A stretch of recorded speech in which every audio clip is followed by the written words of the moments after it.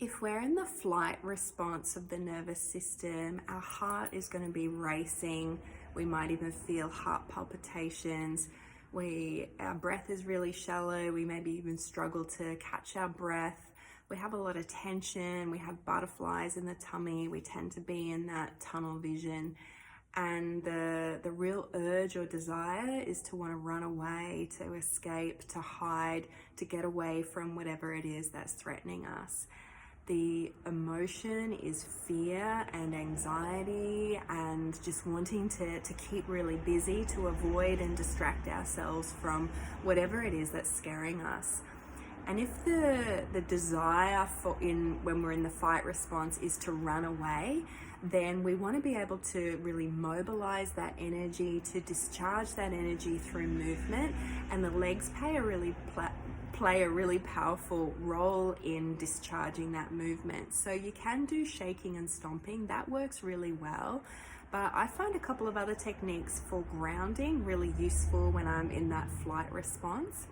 When we are in flight, we tend to disconnect mind and body. Our energy tends to be very much in our head. We have these anxious thoughts, these worrisome thoughts. We want to reconnect with our body and ground our energy and feel safe in our body. So the first thing we can do is heel drops. And this is something that you can do standing. It's a great grounding technique, but it's also really useful if you experience POTS, or postural orthostatic tachycardia syndrome, which is basically when you feel really dizzy from standing up. Heel drops helps to pump blood back up.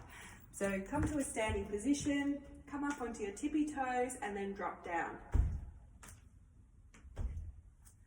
You can do that when you're standing in line at the supermarket. You can do it while you're waiting for the kettle to boil. Similar is doing it seated, so seat drops, where you lean forward, lift your bum, and then drop down. Up, and then down.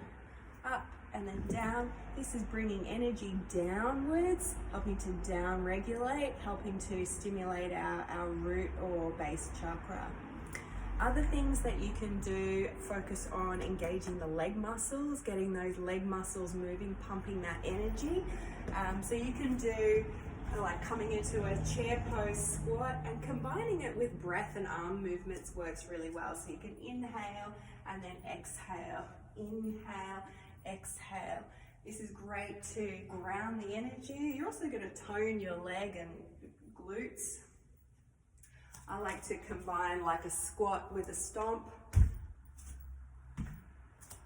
You can make it really vigorous. You can take it wide, like a goddess kind of pose. You can incorporate some arm movements here if that helps you. But the intention is to discharge that high energy by really using our legs and our leg muscles. Something else that I like to do is a squat to stand. So if your knees and body is okay to do this, come into a squatting position, take an inhale, and then exhale, just stand but bow forward. Inhale, squat down, exhale. This is really getting our thigh muscles working, helping to ground our energy, getting low, getting out of our head and into our body. Another great bunch of moves that we can try are balance poses, and the reason they work so well is balance requires a great sense of proprioception, and proprioception is our ability to know where our body is in space. So any kind of poses where you're balancing or standing on one leg is really, really beneficial. So you can try tree pose. And if you want to make it more challenging, you can close your eyes or look up, or even just go into your peripheral vision. You can practice just standing on one leg, maybe hands on the hips. Or if you're into yoga, you can do poses like eagle pose. You can do things like warrior one.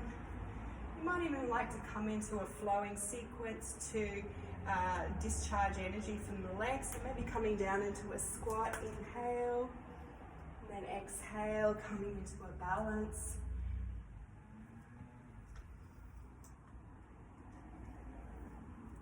If that's a bit challenging, you can do tree pose and incorporate some arm movements